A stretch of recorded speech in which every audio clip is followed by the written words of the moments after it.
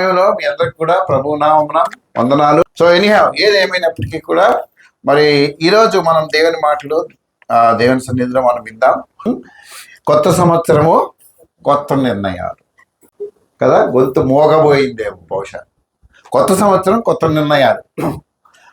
ఎందుకంటే పాత అయిపోయింది ఏదో అయిపోయింది మళ్ళీ రిటర్న్ వస్తా టైము. ఇప్పుడు పాత సంవత్సరం అయిపోయింది, అవన్నీ వెనక్కి వస్తాయా?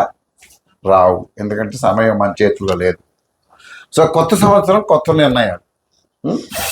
విల్ టేక్ న్యూ ఏమంటారు డెసిషన్స్, నిర్ణయాలు తీసుకోవాలి.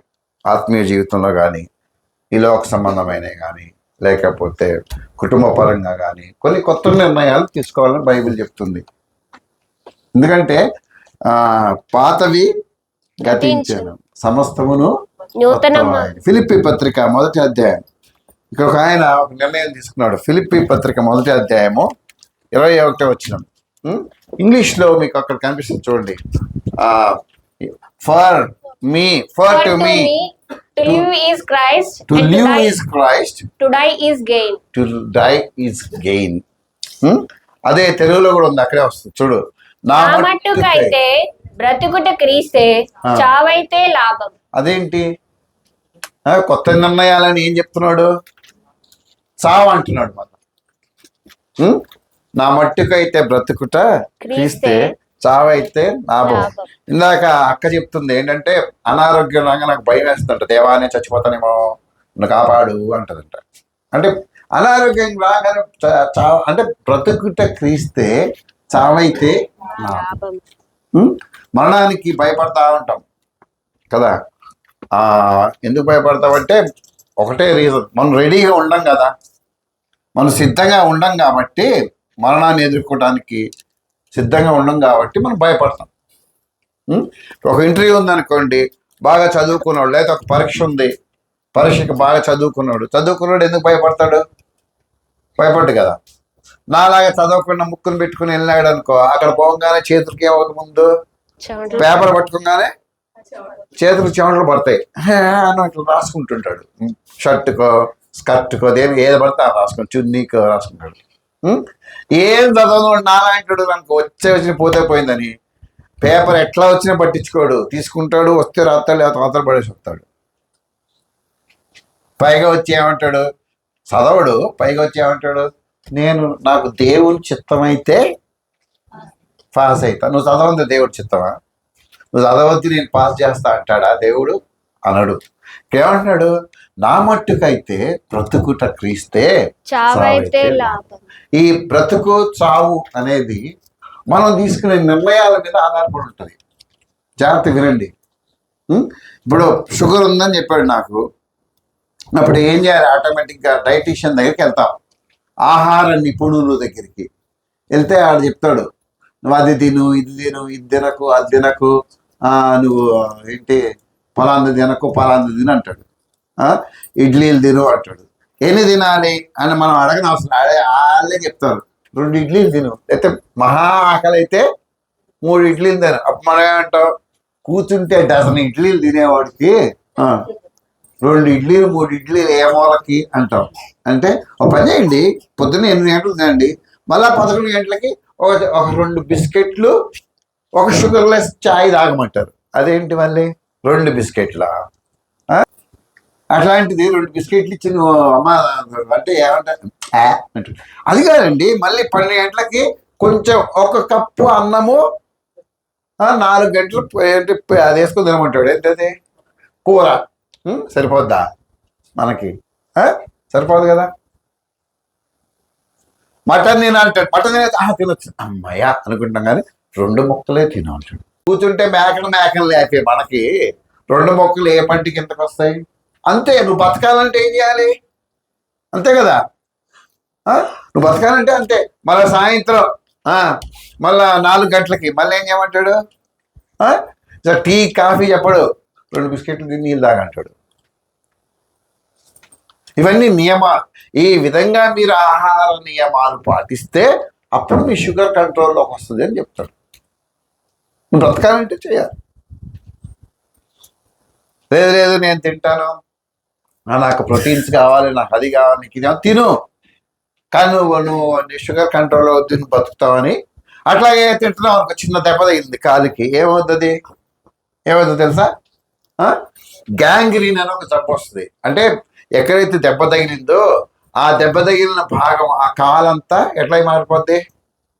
నల్లగా మారిపోద్ది. అక్కడ షుగర్ ఉండడం వల్ల ఆ దెబ్బ మానదు. అప్పుడు వెళ్తాం డాక్టర్ దగ్గరికి. ఈసారి చెప్తే అస్సలు ఏం తినొద్దు, నేను ఇంజక్షన్ ఇస్తా, ఇంగ్లీష్ మీద బతుకు, ఒక ఇడ్లీ తిన్ను పూటకంటాడు. ఒకటే ఇడ్లీ. అప్పుడు ఒక ఇడ్లీనా? బతకాలంటే తినాలి, లేకపోతే లేదు. If you want to leave, అది కూడా చాలా కష్టం మీద అక్కడ అడ్మిట్ చేసి రకరకాల మందులు ఇచ్చి ఆ షుగర్ని కంట్రోల్ చేస్తారు. అది కూడా కాకపోతే ఏం చేస్తారు? ఆ కాలు అక్కడ బీకేసి అవతల పడేస్తారు. ఎందుకు? కాళ్ళ షుగర్ ఉన్న వాళ్ళు కాళ్ళు తీసేదాకా ఎందుకు పోయారంటే వాళ్ళకి తిండి మీద ఏం లేదు, కంట్రోల్ లేదు, అదుపు లేదు. ఏమంటున్నాడు? నువ్వు తీసుకునే నిర్ణయము నా మట్టుకైతే బ్రతుకుట క్రీస్తే, బ్రతికితే క్రీస్తు కోసం బ్రతుకు. ఒకవేళ చచ్చిపోయే అవకాశం వస్తే చావైతే లాభము. ఇంగ్లీష్లో బాగుంటుంది. ఇంగ్లీష్ ఇక్కడ చూడండి, for to me to live is Christ. నాకట్టుకైతే బ్రతుకుట క్రీస్తే, and to die is gain. ఆయన కోసం చనిపోతే అది నాకు లాభం. అది life. Then your life will be a blessed. అప్పుడు అది నీకు దీవెనకరంగా, నీ తోటి వారికి, నీ కుటుంబానికి, నీ సంఘానికి, ఆ సమయంలో నువ్వు బ్రతికున్న సమయంలో నీతో ఉన్న సమాజానికి, భవిష్యత్తు వారికి అది ఉపయోగకరంగా ఉంటుంది.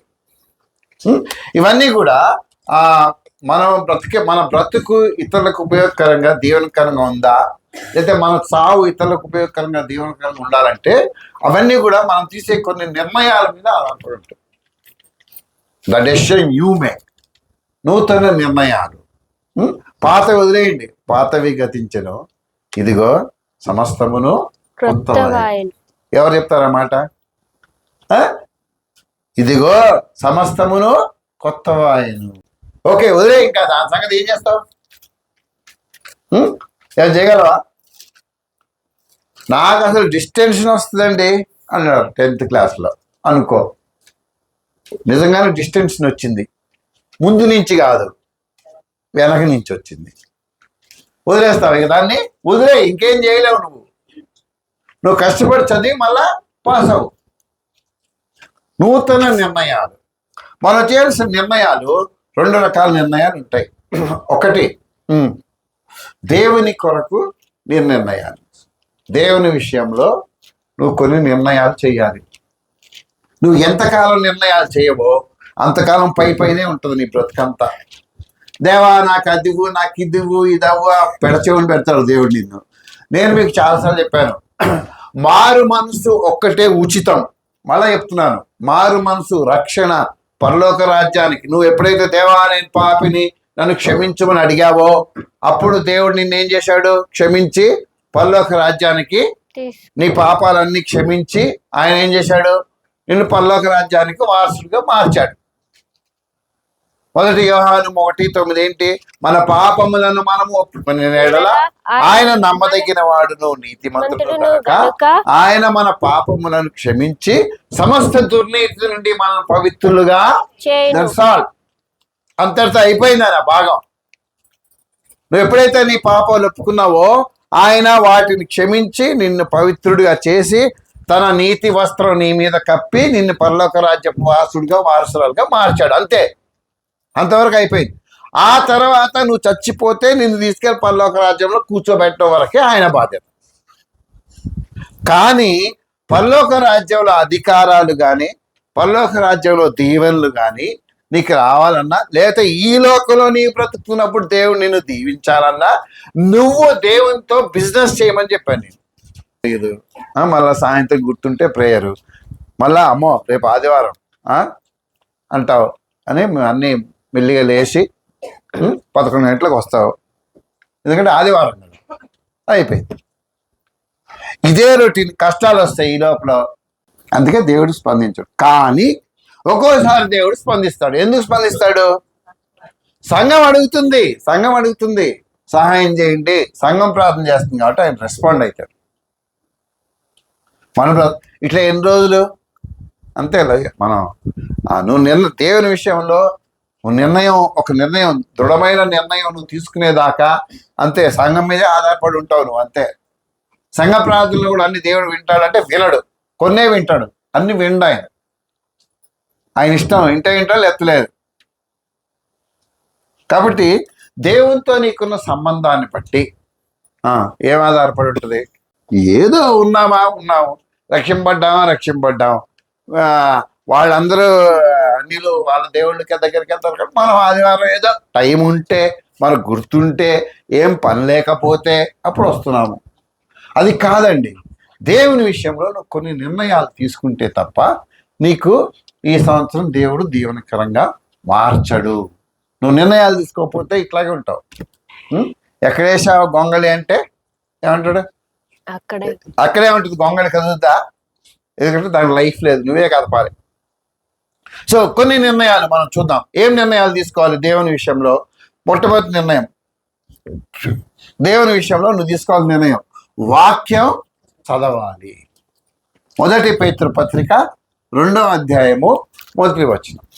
నువ్వు తీసుకోవాల్సిన మొదటి నిర్ణయం ఇది. ప్రభువు దయాళుడని మీరు రుచి చూచి ఉన్న ఎడల సమస్తమైన దుష్టత్వమును, సమస్తమైన కపటమును, వేషధారణ, అసూయ, సమస్త దూషణ మాటలను మాని క్రొత్తగా జన్మించిన శిశువులను పోలిన వారే నిర్మలమైన వాక్యమును పాల వలన రక్షణ విషయంలో ఎదుగు నిమిత్తము ఆ పాలను ఆపేక్షించుడి. 5 గుణాలు ఉన్నాయి అక్కడ, 5-6 గుణాలు ఉంటాయి. నీలో ఉన్న ఈ 6 క్యారెక్టర్స్ నిన్ను ముందుకు సాగనీయట్లేదు, ఈ అడ్డుపడుతున్నాయి నిన్ను. నువ్వు ఎంత వాటిని కంట్రోల్ చేసుకుందామని నీ వల్ల అవుట్లా.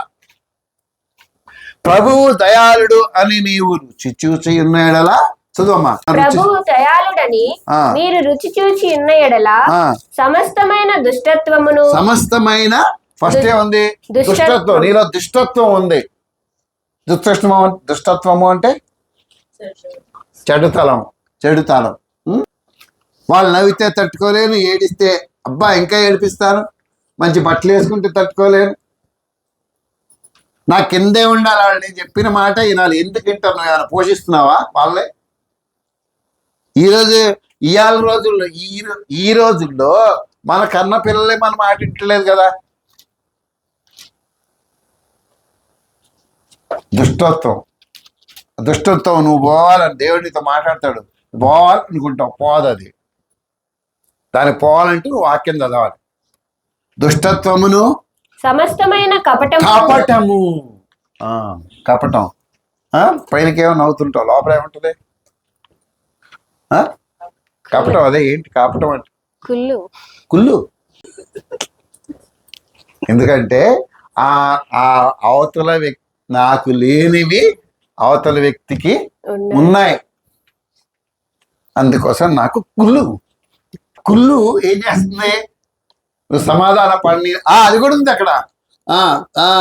సమస్తమైన దుష్టత్వం, సమస్తమైన కపటమును, వేషధారణ. ఇంకా చాలా భక్తి, అసలు పచ్చి బూతు మాట కూడా రాదు. అదే మెట్లు దిగంగానే ఏమవుతుంది? ఏం మర్చిపోతాం? ఇక్కడికి వచ్చినప్పుడేమో బూతు మాటలు మర్చిపోతారు, దిగంగానే వాక్యం మర్చిపోయి ఏం గుర్తొస్తాయి కదా. ఎందుకు? వేషధారణ. పైకేమో చాలా భక్తి, అమ్మా కింద పోగానే ఏంటి? పైన ప్రైజ్ ద లార్డ్. ఓకే, ఏదేమైనా అది కాదు టాపిక్. వేషధారణ. నువ్వు కోపంగా ఉంటే కోపంగానే ఉండు, ఎందుకు నటిస్తున్నావు? కానీ మళ్ళీ చెప్తున్నాను, మీరు సరి చేసుకోలేకపోతే బలలో చెయ్యొద్దు. మీకే చెప్తున్నా, నువ్వు ఎదుటి వ్యక్తిని క్షమించలేకపోతే, సరిదిద్దుకోలేకపోతే, నీ కుళ్ళు తీసేయలేకపోతే, సమాధాన పట్టడం ఇష్టం లేకపోతే, దయచేసి బల్లలో చెయ్యి చెప్పండి, ఏం చెప్తున్నాను? వెయ్యొద్దు. నేనేం అడగను నిన్ను, నువ్వు ఎందుకు చెయ్యలేదు? ఎందుకు? దేవుని వాక్యం చెప్తుంది. ఏమంటుంది? ఏంటి? ప్రతివాడు తను తాను పరీక్షించుకొని ఈ రొట్టెను తిని ఈ పాత్రలోనిది త్రాగవలెను. పరీక్షించుకోకపోతే ఏమవుతుంది? ఇందువల్లే మీరు అనేకులు బలహీనులు, రోగులై ఉన్నారు. చాలా మంది నిద్రించుచున్నారు. నువ్వు సరి చేసుకోవడానికి ఇష్టం లేక ఇష్టం వచ్చేసి బల్ల చెయ్యేసి వెళ్ళి చేయి పెట్టావనుకో, ఏమైపోద్ది? ఫస్ట్ బలహీనత వస్తుంది, ఆ తర్వాత రోగం వస్తుంది, ఆ తర్వాత అందరూ దీర్ఘకాల మరణం అట్లా రాదు, సడన్గా లేపేస్తాడు దేవుడు.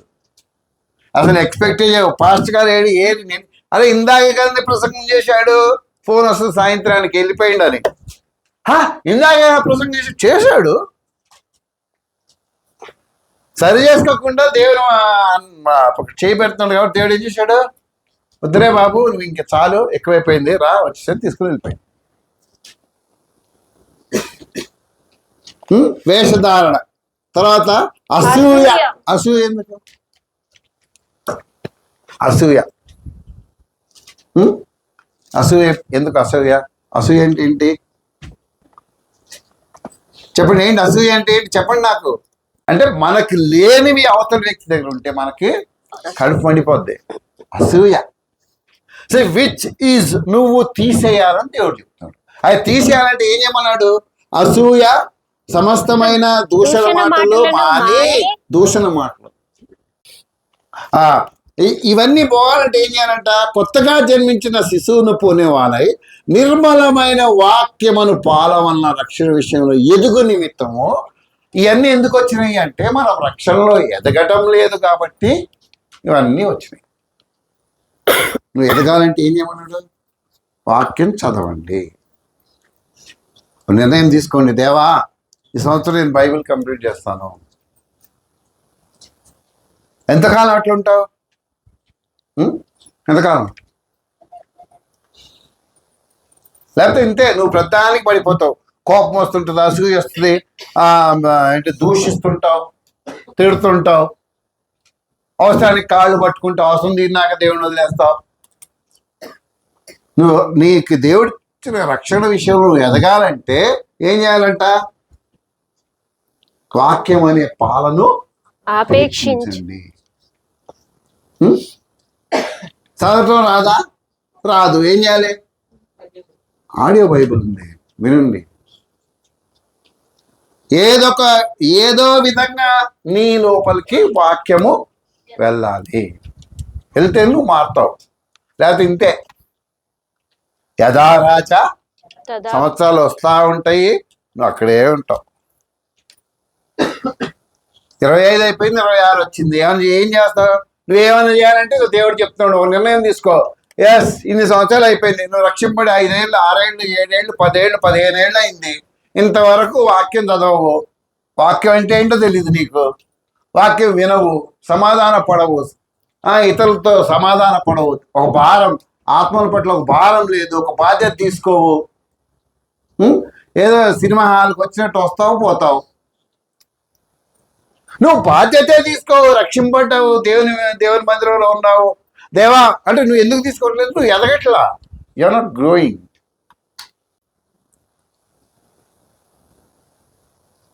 నువ్వు ఎదగట్లేదు, నువ్వు అక్కడే ఉన్నావు. ఎక్కడైతే రక్షింపడ్డప్పుడు ఉన్నావో అక్కడే ఉన్నావు. నీకు ఒక వాక్యం లేదు, ఒక ప్రార్థన లేదు, ఒక భారం లేదు, ఒక బాధ్యత లేదు. ఏంటి బెల్లం కొట్టిన రాయలాగా నన్ను అలా చూస్తూ ఉంటావు.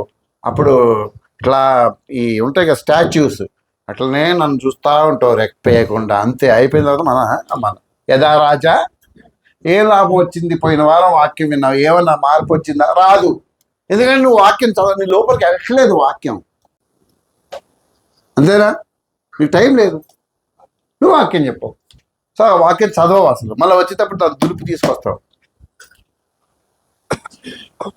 సో ముందు వాక్యం చదవటం నేర్చుకోండి. ఈ సంవత్సరం తీర్మానం చేయండి, దేవా నేను ఈ సంవత్సరం బైబిల్ కంప్లీట్ చేస్తాను. రోజుకి ఎన్ని అధ్యాయాలు చదవమన్నాను నేను? 5 అధ్యాయాలు. ఆదివారం సెలవు రోజుల్లో 8 అధ్యాయాలు. రోజు లేవంగానే 5 గంటలు వేస్తావు, 4 గంటలు వేస్తావు, నీ ఇష్టం.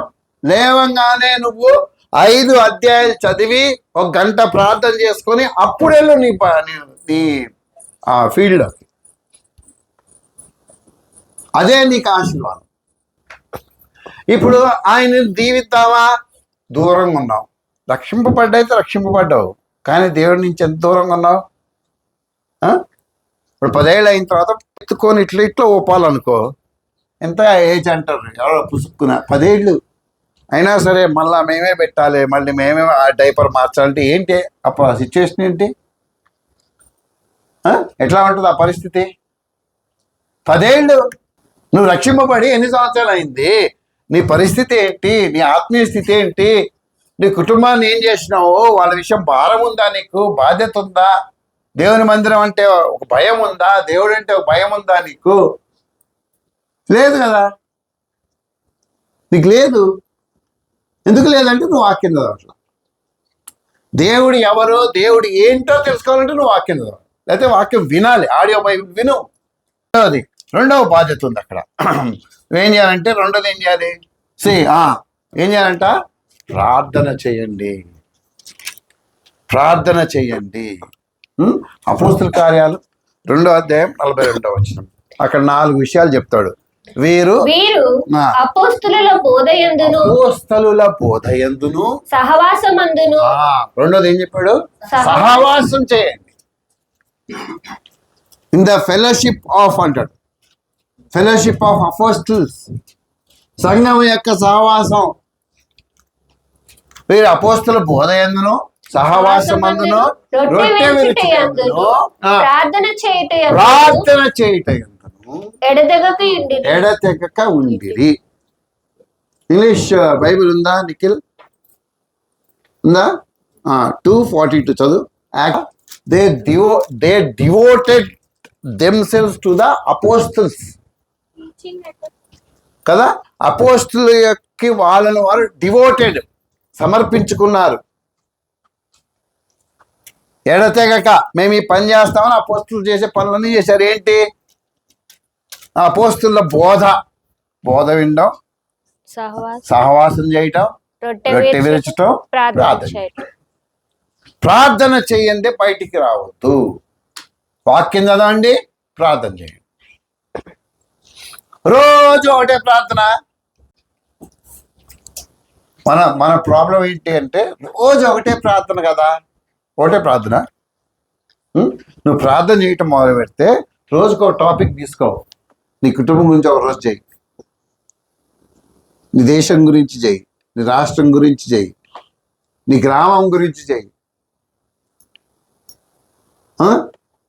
ఎన్ని టాపిక్స్ వస్తాయి నీకు?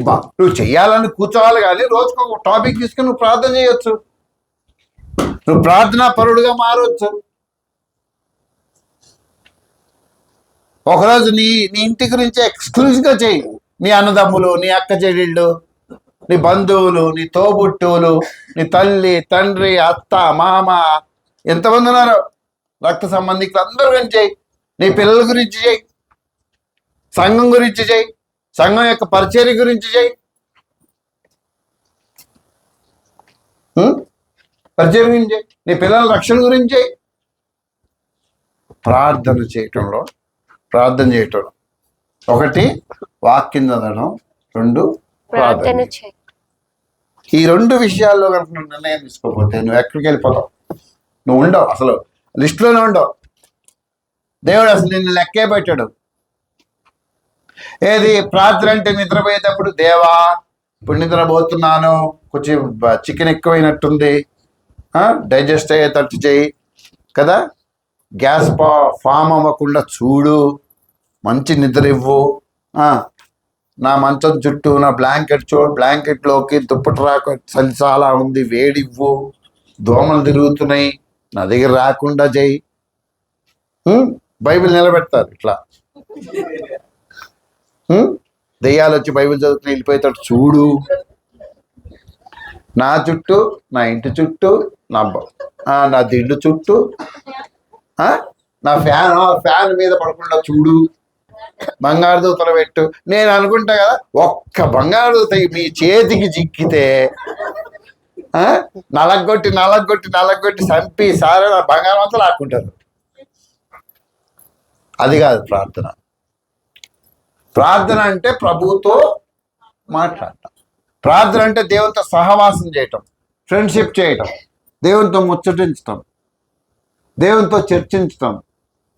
అది ప్రార్థన. ప్రార్థన అంటే అడుక్కోవటం కాదు, నాకు అది లేదు ఇది లేదు అది కావాలి, అది అడుక్కోవటం అంటారు. ప్రార్థన అంటే దేవునితో సహవాసం చేయటం. ఆయన ఎవరు? బైబిల్లో ఒక ఆయన, ఎక్కడ? ఆది కాండంలో ఉంటాడు. హానోకు కదా, హానోకు 5వ అధ్యాయం ఒకసారి తీయండి. హానోకు గురించి ఒకసారి ఒక మాట చదువుదాం. 5:21. హానోకు 65 ఏళ్ళు బ్రతికి మెతూషెలను కనెను. హానోకు మెతూషెలను కనిన తరువాత 300 ఏండ్లు దేవునితో నడుచుచు కుమారులను కుమార్తెలను కనెను. అంటే ఏంటి దేవుడితో నడుచు అంటే? వాకింగ్ చేశాడు ఆయనతో. Yes, he was walking with God అని ఉంటుంది. దేవుడితో నడుచుతూ కుమారులను కుమార్తెలను కనెను. హానోకు మెతూషెలను కనిన తర్వాత 300 ఏండ్లు ఏం చేశాడు? చదువు. 300 ఏండ్లు దేవునితో నడుచుచు. 65 ఏళ్లే కాదు, మిగతా 300 ఏళ్ళు కూడా దేవునితో నడిచాడు. కానీ నార్మల్ కుమారులను కుమార్తెలు అంటానే ఉన్నాడు, వాళ్ళని పెంచుతున్నాడు, వాళ్ళకు లైఫ్ ఇస్తున్నాడు. అయినా సరే దేవునితో నడవటం మాత్రం మారేలేదు. ఒకరోజు దేవుడు ఆయన నడుచుకుంటూ వెళ్ళాడు. ఒక భక్తుడు ఇట్లా చెప్తాడు, ఒకరోజు దేవుడు ఆయన నడుచుకుంటూ మాట్లాడుకుంటూ వెళ్తారు. ఇద్దరు స్నేహితులు కదా, మంచి ఫ్రెండ్స్ అయిపోయారు. ఏం మాట్లాడుతున్నాడో, బహుశా దేవుడు ఆయన భుజం మీద చేసాడేమో. అలా నడుచుకుంటూ ఇద్దరు అసలు ఎటు వెళ్తామో మర్చిపోయారు. ఇద్దరు ఎక్కడికి వెళ్ళిపోయారు? దేవుడు ఆయన పరలోక రాజ్యాన్ని తీసుకుని వెళ్ళిపోయాడు. తర్వాత చూస్తున్నారు, అయ్యో దేవా ఏమైందిలే, నాకు వచ్చేసావుగా పద, లోపల తీసుకెళ్ళిపోయాడు. అది ప్రార్థన. నువ్వు ప్రార్థన చేయకుండా నేను ఎదగాలి, నేను మంచిగా అవ్వాలి అంటే అవ్వవు. ఇక్కడే ఉంటావు, ఇట్లాగే ఉంటావు. ఎందుకంటే దిగిపోతావు కిందకి.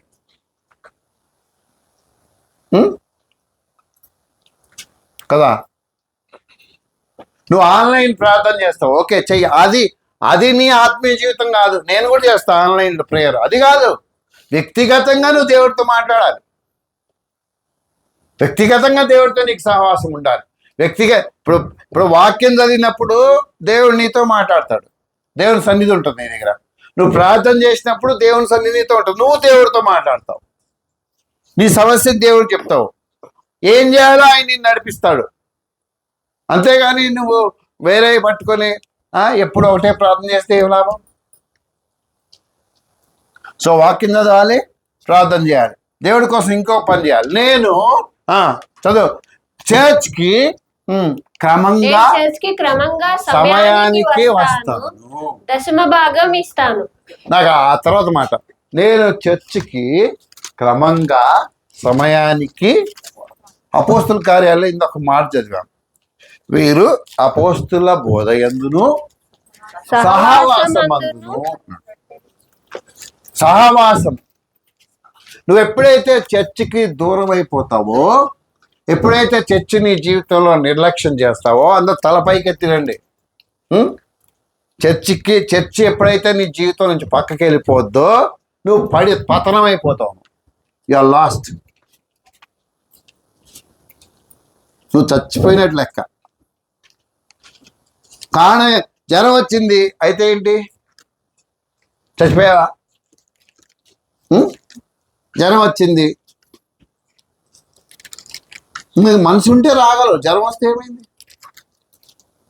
నేను అందుకే ఈ మధ్య అందరికి చెప్తాను, ఏంటి నువ్వు బతికున్నావు అంటే నీకేదో ఆపరేషన్ అయింది, దెబ్బలు తగిలింది, తల పగిలిపోయింది అంటే నువ్వు లేవలేవు, ఓకే అక్కడే ఉండు.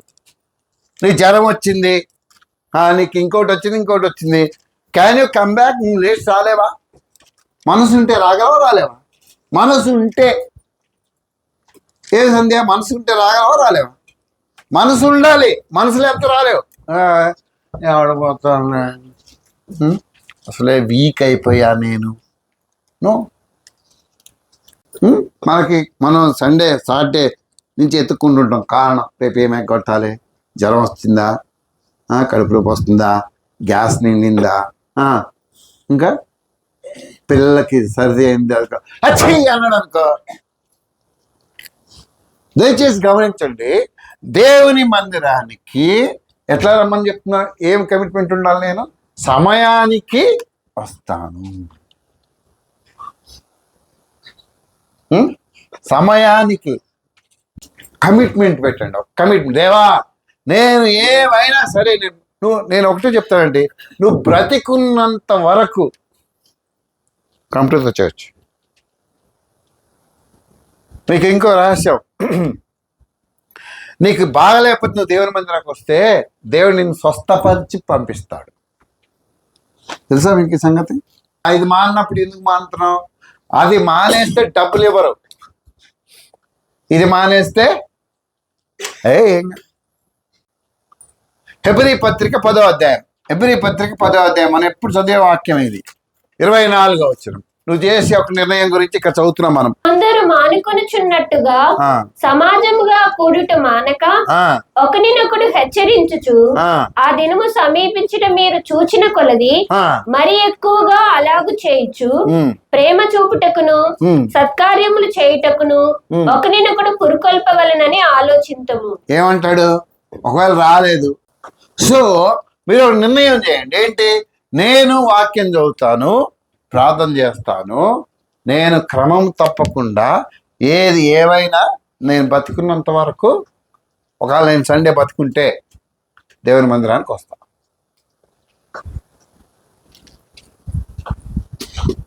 ఇంకోటి ఏముంది? దశమ భాగము. మలాకి గ్రంథం 3వ అధ్యాయం. ఇది మనం చాలాసార్లు చూస్తాం. దశమ భాగం ఇస్తా. 3వ అధ్యాయం 10వ వచనం. తొందరగా. నా మందిరంలో ఆహారం ఉండునట్లు 10వ భాగం అంతయు మీరు నా మందిరపు నిధిలోనికి తీసుకొని రండి. చాలు. 10వ మినిమం ఏంటంటే దేవుడు ఇప్పుడు కనీసం మినిమం ఇది పెట్టాడు, కనీసం ఛార్జీ, లేకపోతే కనీసం దేవుడికి ఇవ్వాల్సింది. ఉదాహరణ, ఇప్పుడు బస్సు ఎక్కేవాళ్ళకి ఇప్పుడు మినిమం టికెట్ ఎంతమ్మా? మీకు ఫ్రీ టికెట్లేమో 10 రూపీస్.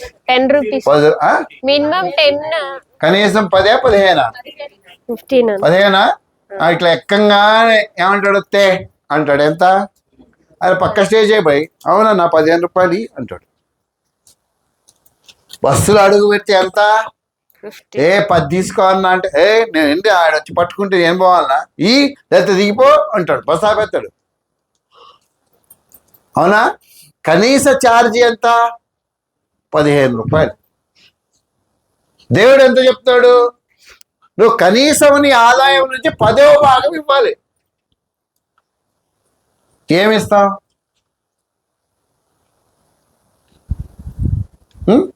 ఏమో ఆ రోజు కష్టం వచ్చింది ఆ నెల, అప్పుడు ఏం చేస్తాడు? అప్పుడు దశభాగం తెచ్చిస్తాడు. 4 నిర్ణయాలు చెప్పాను ఇక్కడ. 1, వాక్యం చదవాలి, ప్రార్థన చేయాలి, దేవుని మందిరానికి క్రమంగా సమయానికి రావాలి. 4వది దశమ భాగము ఇవ్వాలి. 5వ నిర్ణయం నువ్వు ఏం చేయాలంట? మార్కు సువార్త 16వ అధ్యాయం 15వ వచనం. మార్కు సువార్త 16వ అధ్యాయం 15వ వచనం చదవమ్మా. మరియు మీరు సర్వలోకమునకు వెళ్ళి సర్వ సృష్టికి సువార్తను ప్రకటించుడి. సువార్త చెప్పడం నీ బాధ్యత. చాలాసార్లు చెప్పాను. సంఘముగా, సంఘస్థునిగా, విశ్వాసిగా, దేవుని బిడ్డగా అది నీ బాధ్యత. నీ ఇంట్లో వాళ్ళకి చెప్తావా? నీ గ్రామంలో వాళ్ళకి చెప్తావా? నీ ఇరుగు పొరుగు వాళ్ళకి చెప్తావా? నీతో పని చేసే వాళ్ళకి చెప్తావా? నువ్వు పనికి తెచ్చుకున్న వాళ్ళకి చెప్తావా? అది నీ బాధ్యత. That is your responsibility. ఒక నిర్ణయం తీసుకో. దేవా, నేను చెప్తాను, నేను సువార్త చెప్తాను. సువార్త చెప్పాలి. నీకు ఎవరో అప్పుడు సువార్త చెప్పారు కాబట్టి నువ్వు ఇక్కడ ఉన్నావు. అంతేనా? నువ్వు వచ్చి ఇక్కడ ఉన్నావా? ఎవరో నీకు సువార్త చెప్పబట్టే కదా ఇక్కడ ఉన్నావు నువ్వు. ఒకే ఊరు వాళ్ళు ఇక్కడ ఉన్నారు, ఒకే ఫ్యామిలీ, ఒకే ఊరు. మీ ఊరికి సువార్త తీసుకెళ్ళారా? పోనీ మీరు తీసుకెళ్ళగలరా? తీసుకెళ్ళలేరా? మాట్లాడేంటండి? మొన్న ఓట్లు వచ్చినాయి, ఒకే ఊరు వాళ్ళందరూ పరిగెత్తి వెళ్ళిపోయారా 2 రోజుల ముందు 3 రోజుల ముందు? మరి ఎందుకు మాట్లాడుకొని ఒక సువార్త కూడికి ఏర్పాటు చేసి వాళ్ళందరికీ సువార్త ఎందుకు వినిపింపజేయరు? ఓహో, వాడు ఓటుకి ఎంత ఇచ్చారు కాబట్టి వెళ్ళామండి, ఇక్కడ కూడా మీరు ఇవ్వండి మేము వెళ్తామంటారా?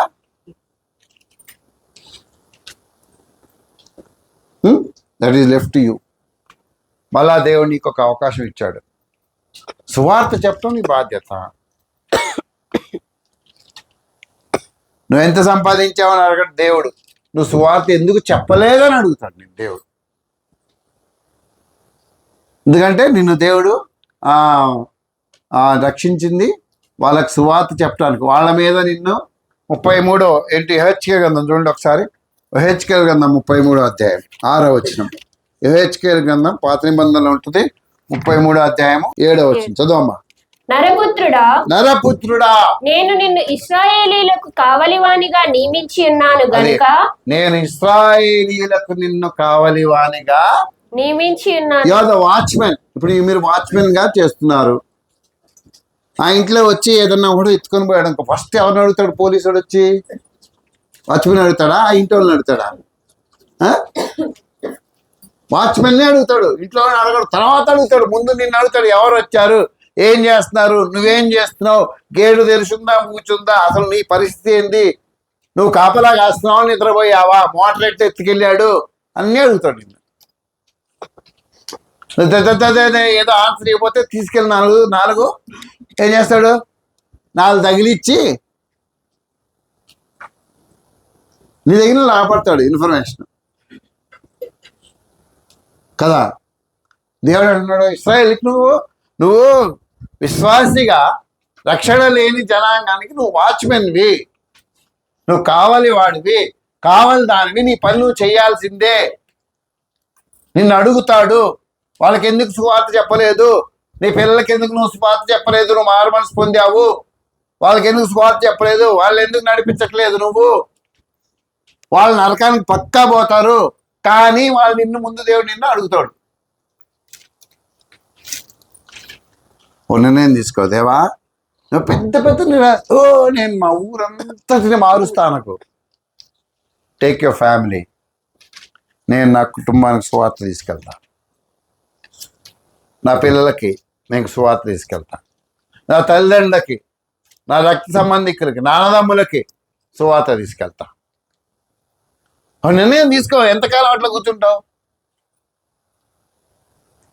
ఇంకొక విషయం, దేవుని విషయాలు అయిపోయింది. ఇప్పుడేంటి? నీ కుటుంబం విషయంలో నీ బాధ్యత ఉంది. దేవుడు నీకు ఒక కుటుంబాన్ని ఇచ్చాడా? దాని విషయంలో కూడా నీకు బాధ్యత ఉంది.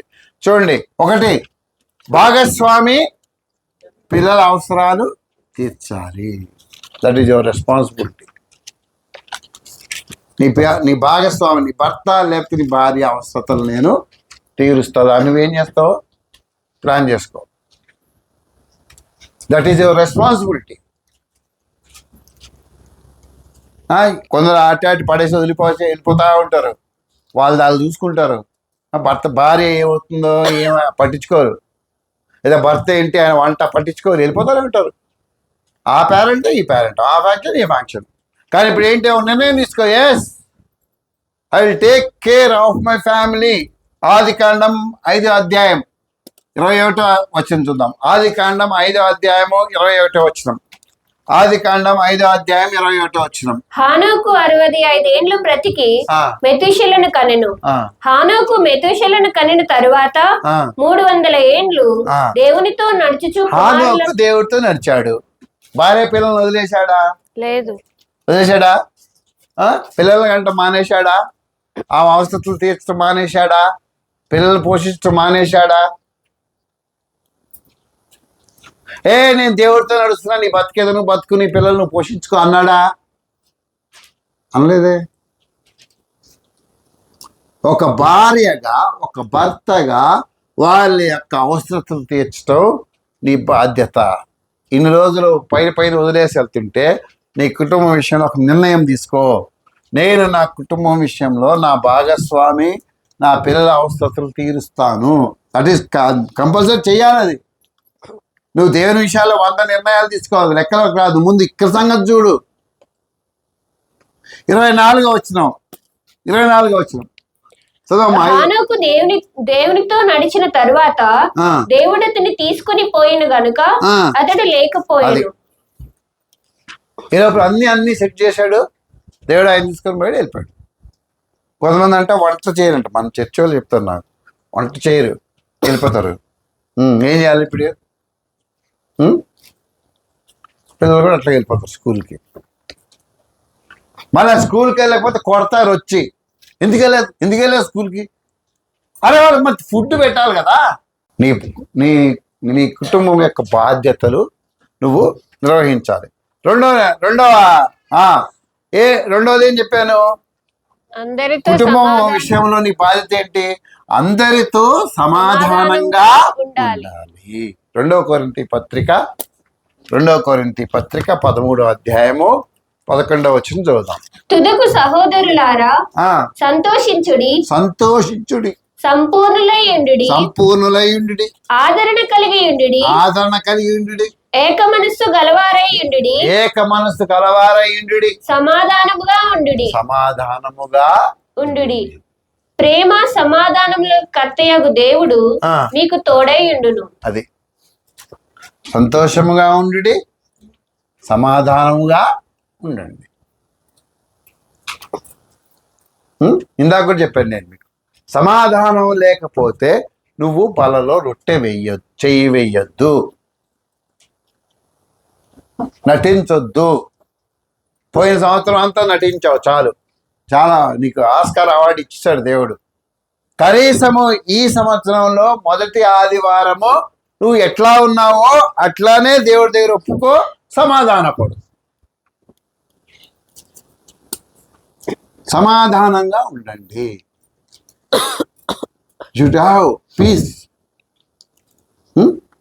అవతల తప్పు చేశారా? పెద్ద మనసుతో క్షమించండి. నువ్వేం తప్పు చేయలేదా? అయినా క్షమించు. సమాధానంగా ఉండండి. సమాధానం లేకపోతే ఐక్యత ఉండదు. సంఘంలో సమాధానం లేకపోతే ఐక్యత ఉండదు. సంఘంలో సమాధానం లేకపోతే దేవుని పరిచర్య, దేవుని పని ఆగిపోతుంది. సమాధానం లేకపోతే దేవుని పనులు నువ్వు ఏకీభవించలేవు. దేవుడు అంత సంఘంతో కలిసి నడవలేవు. నీకే సమాధానం లేదు. ఒకరితో ఒకరు సమాధానం కలిగి ఉండండి. దేవా నేను సమాధానం కలిగి ఉంటాను, సమాధానం చెడగొట్టను, నిన్ను తగ్గించుకో. Just humble. తను తాను తగ్గించుకునేవాడు హెచ్చించబడు. తను తాను సమాధాన పట్టలేదంటే నిన్ను హెచ్చించుకున్నావు కాబట్టి సమాధాన పట్టలే. పర్సనాలిటీలు కాదు ఇక్కడ కావాల్సింది, సమాధానం. తగ్గించుకోవడం, తగ్గి మాట్లాడటం, క్షమించటం, అది చెప్తున్నాడు. సమాధానంగా ఉండండి, సంతోషంగా ఉండండి. ఇంకొక విషయం మనం చూస్తున్నాం. కుటుంబము దేవుని సేవించాలి, పరిచర్యలో పాల్గొనాలి. ఈ కుటుంబం దేవుని సేవించాలి, దేవుని పరిచర్యలో నిర్ణయం తీసుకో. దేవా నేను నిన్ను సేవిస్తా, నేను నీ పరిచర్యలో పాలు పొందుతా. ఎందుకు నువ్వు దేవుని సేవించలేవు? ఎందుకు దేవుని వెంబడించలేవు అంటే నువ్వు ఎక్కడో దేవుడిని అమ్మేశావు పోయిన సంవత్సరం, లేదా అంతకుముందు ఎప్పుడూ అమ్మేశావు, నీకు తెలవదు ఎప్పుడు అమ్మేశావు. ఎందుకు అమ్మేశావు? జస్ట్ ఒక పూట కూటి కొరకు. 12వ అధ్యాయం హెబ్రీ పత్రికలో మనం బాగా తెలిసిన వాక్యం, 12వ అధ్యాయం 14వ వచనం. హెబ్రీ పత్రిక 12వ అధ్యాయం 16వ వచనం. ఒక పూట కూటి కొరకు 14 నుంచి చదువు. అందరితో సమాధానమును పరిశుద్ధతయు కలిగి ఉండుటకు ప్రయత్నించుడి. అది ఏమన్నాడు?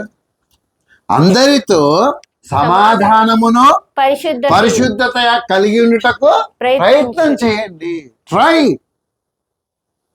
గొడవ పడొద్దు, సాధ్యమైన తగ్గించుకో, సమాధానపడు, ప్రయత్నం చేయండి. చదువమ్మా. పరిశుద్ధత లేకుండా ఎవడునూ ప్రభువును చూడడు. 16వ వచనం. ఇప్పుడు ఒక పూట కూటి కొరకు తన జ్యేష్ఠత్వపు హక్కును అమ్మివేసిన ఏసావు వంటి భ్రష్టుడైనను ఏమన్నాడు? మనం చాలాసార్లు ధ్యానం చేస్తాం ఈ మాట కదా. దేవుని ఎందుకు సేవించవు నువ్వు? ఏదో ఒక్క చిన్న అవసరం కోసం, ఒక రూమ్ కోసం, కరెంట్ ఫ్రీ అని. ఇప్పుడు ఐగుప్తీయులని మోషే తీసుకొస్తున్నప్పుడు మోషే మీద వాళ్ళు తిరుగుబాటు చేయడానికి ఒక కారణం ఉంది. ఏంటంటే వాళ్ళు కష్టపడేవాళ్ళే కానీ వాళ్ళకి ఫుడ్ వాళ్ళే పెట్టేవాళ్ళు. మిగిలిపోయారని వీళ్ళకే కుక్కకు పడేసేవాడు. మాంసం తెచ్చుకున్నారనుకో, వాళ్ళు తిన్న మీది మనం ఫ్రిడ్జ్లో పెట్టేవాళ్ళేమో, వాళ్ళ మాది ఇలా పడేస్తారు. బట్టలు పాతకైపోయి వీళ్ళ మొహాన్ని పెట్టి వీళ్ళకి ఇదే మహాభాగ్యం.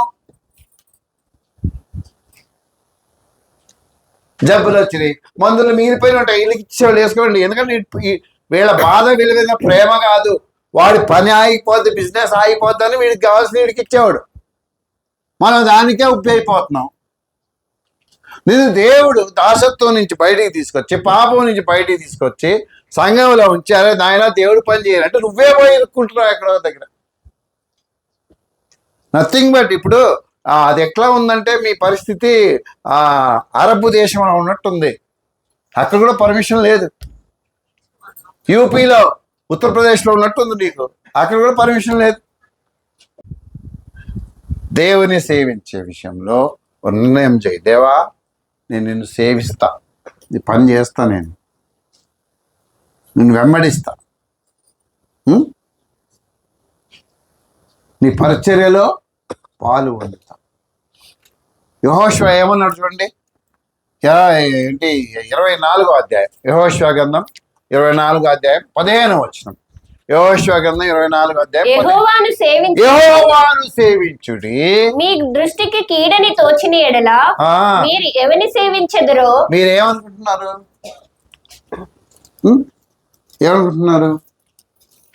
దేవుని పని చేయటం, దేవుని మందిర సంఘస్థుల్ని ఇంటికి పిలవటం ఒకవేళ కీడు అనుకుంటున్నావేమో.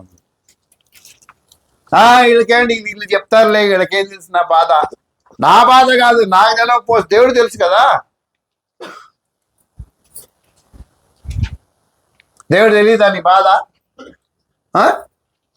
ఇప్పుడు దానియేలు కంటే ఎక్కువ బాధలు ఉన్నాయా నీకు? అంత మంచి దానియేలే నువ్వు ప్రార్థన చేసేవాళ్ళు తీసుకెళ్ళి దాంట్లో పడేస్తాను చూపించాడు కూడా. నిర్లక్ష్యం పోవా అన్నాడు. నెబుకద్నెజరు, మా దేవుడు మమ్మల్ని రక్షించడానికి సమర్థుడు. ఒకవేళ ఆయన రక్షించకపోయినా రాజా, నీవు పెట్టిన బొమ్మకు మేము మొక్కము కదా. మన పరిస్థితి ఏంటి? చదవమ్మా వాక్యం చదువు. యెహోవాను సేవించుట మీ దృష్టికి కీడని తోచిన ఎడల మీరు ఎవరిని సేవించెదరో, నది అద్దరిని మీ పితరులు సేవించిన దేవతలను సేవించెదరో, అమోరీయుల దేశంలో మీరు నివసించుచున్నారే వారి దేవతలను సేవించెదరో నేడు మీరు కోరుకునుడి. మీరు ఎవరిని సేవింప కోరుకున్నాను, నేనును నా ఇంటి వారును యెహోవాను సేవించెదము అనెను. అది నిర్ణయం.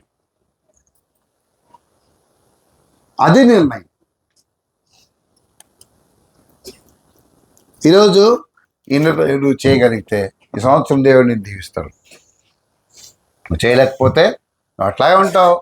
దేవుడి కృప ఉంటే నెక్స్ట్ ఇయర్కి వస్తావు, లేకపోతే ఇక్కడే ఆగిపోతావు. దేవుని కృప ఉంటే ఎవరన్నా, నేనైనా మీరైనా 27 ఫస్ట్ వీక్కి వెళ్తాం, లేకపోతే మధ్యలో వెళ్ళిపోతాం. ఎస్, ఈరోజు ఒక నిర్ణయం చేద్దాం. ఒక నిర్ణయం చేయి. దేవా, ఇదిగో నీ విషయంలో నేను నిర్ణయం చేస్తున్నాను, నా కుటుంబం విషయంలో ఈ నిర్ణయం చేస్తున్నాను, ఈ పరిచర్య విషయంలో ఈ నిర్ణయం చేస్తున్నాను. దేవుని సన్నిధిలో మోకరించి ప్రార్థన చేద్దాం. దేవుని సన్నిధిలో నిర్ణయం చేద్దాం. నువ్వు చేసే ఈ నిర్ణయం నీ జీవితాన్ని మారుస్తుంది. నువ్వు చేయబోతున్న ఈ తీర్మానం, నువ్వు అనుకున్న ఈ తీర్మానం నీ బ్రతుకుని మారుస్తుంది, నీ కుటుంబాన్ని మారుస్తుంది, నువ్వేం నిర్ణయం చేయకపోతే నువ్వు అట్లాగే ఉండిపోతావు. దేవుడి మాటలు మన వినికిడిలో దీవించును గాక. ఆమేన్. ఆమేన్.